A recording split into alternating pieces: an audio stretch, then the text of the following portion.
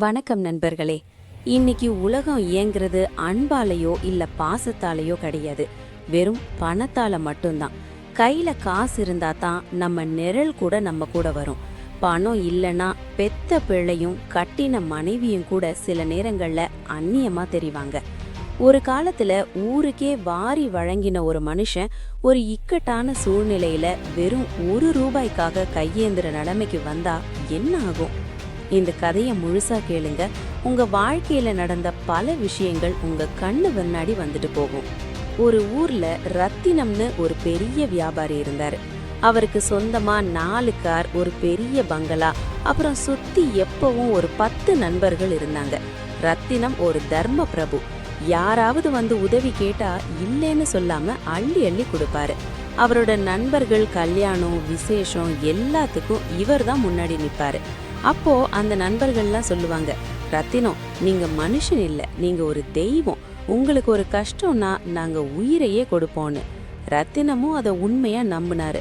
ஆனா காலம் ஒரு சக்கரம்பா, அது ஒரு நாள் தலையிழா சுத்துச்சு. ரத்தினம் நம்பி முதலீடு செஞ்ச தொழில்ல பெரிய நஷ்டம், வரிசையா கடன்கள். ஒரே வருஷத்துல அவர் வச்சிருந்த சொத்து, கார், பங்களா எல்லாத்தையும் வித்து கடனை அடைச்சாரு. கடைசியில அவர் கையில ஒரு பழைய சைக்கிள் கூட இல்லாம ஒரு வாடகை வீட்டுக்கு வந்தாரு. ஒரு நாள் ரத்தினத்தோட மகளுக்கு திடீர்னு உடம்பு முடியாம போச்சு. ஹாஸ்பிட்டலுக்கு கூட்டிட்டு போக கூட அவர் கையில ஒரு பைசா இல்ல. அன்னைக்கு தான் ரத்தினம் யோசிச்சாரு, நாம எவ்வளவு பேருக்கு உதவி பண்ணிருக்கோம், யாராவது ஒருத்தர் நமக்கு உதவ மாட்டாங்களான்னு. முதல்ல தன்னோட நெருங்கிய நண்பன் சேகர் வீட்டுக்கு போனாரு. சேகர் இப்போ பெரிய பிசினஸ்மேன். ரத்தினம் தயங்கி தயங்கி கேட்டாரு, சேகர், பாப்பாவுக்கு உடம்பு முடியல, ஒரு ₹500 கிடைக்குமா?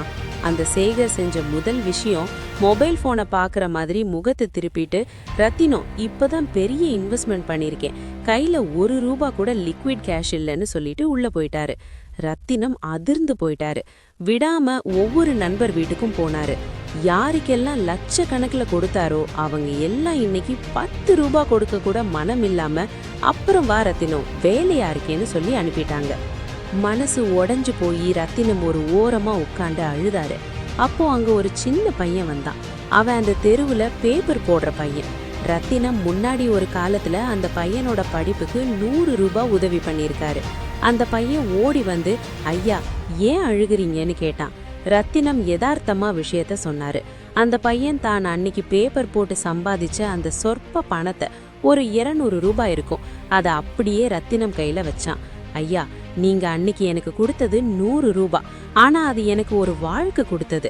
இன்னைக்கு என்கிட்ட இழுக்கிறது இவ்வளவுதான். இதை வச்சு பாப்பாவை முதல்ல டாக்டர் கிட்ட கூட்டிட்டு போங்கன்னா. நண்பர்களே, இதுதான் யதார்த்தம். நீங்க லட்சக்கணக்கில் உதவி செஞ்சவங்க உங்களுக்கு தேவைப்படும் போது ₹1 தரமாட்டாங்க. ஆனா நீங்க எதிர்பார்க்காத ஒரு இடத்துல இருந்து உங்களுக்கு உதவி வரும். அதனால பணம் இருக்கும்போது உங்க குடும்பத்துக்காகவும் உங்க எதிர்காலத்துக்காகவும் சேர்த்து வைங்க. மற்றவங்களை நம்பி உங்க வாழ்க்கைய அடகு வைக்காதீங்க. பணம் இருந்தா தான் மரியாதைங்கிறது இந்த உலகத்துல கசப்பான உண்மை. உங்களுக்காக வாழுங்க, அப்புறம் மற்றவங்களுக்காக வாழுங்க.